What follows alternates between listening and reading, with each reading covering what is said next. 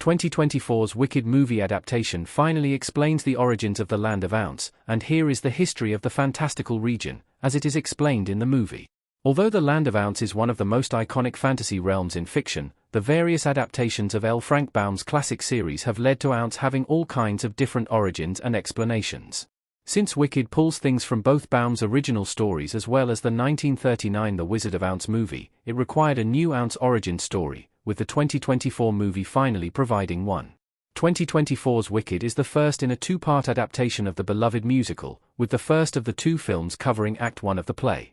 Although Wicked takes place before the 1939 film, the movie features all kinds of Easter eggs and references to the Wizard of Ounce, with it setting up the story of Dorothy and her friends. Wicked reveals why the Land of Ounce is the way that it is when Dorothy arrives, but there is even more world-building that took place before Wicked, with the film featuring a song that explains everything. The origin of Ounce and the magical wise ones. As explained in One Short Day, upon arriving in the Emerald City, the One Short Day musical sequence occurs, with it featuring a sequence in which Elphaba and Glinda watch a play about the origins of the Land of Ounce. The song explains that, long ago, two beings known as the Magical Wise Ones lived in Ounce. As they approached their deaths, the Magical Wise Ones decided to record their magical secrets in a book written in a secret language. Thus, the Magical Wise Ones created the Grimoire, an important book in the story of Wicked. A dark period fell over Ounce as the Wise Ones died. Nobody could read the Grimoire. After the Magical Wise Ones died, those who could read the Grimoire slowly died off, with Ounce falling into a period of darkness. Eventually, nobody in Ounce could read the Grimoire anymore, leading to all kinds of bad things happening in the Land of Ounce. Despite the magical capabilities of the book, none of the Ozians knew how to utilize it.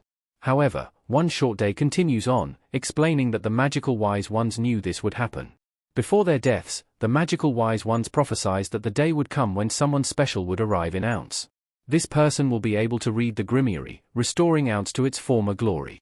Although it isn't known how long before Wicked these events took place, it is known that this prophecy finally came to fruition during the events of Wicked with the arrival of Elphaba. Who was the ruler of Ounce before the wizard? There are several different answers. Throughout Baum's books, the history of the Land of Ounces changes a lot, with there being no perfect explanation for OZ's origins and its rulers.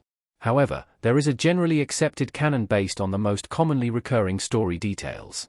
Long ago, the Land of Ounce was merely a normal countryside.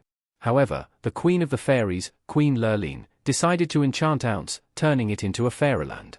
Queen Lurline then ruled Ounce alongside King Pastoria, the ruler of Ounce before the wizard arrived. Before leaving Ounce, Queen Lurline and King Pastoria had a child named Ozma. However, the wizard arrived in Ounce at around the same time. The wizard then overthrew King Pastoria and hid Princess Ozma away, with him taking up the throne and becoming the Wizard of Ounce. Eventually, the wizard leaves Ounce and Princess Ozma is discovered.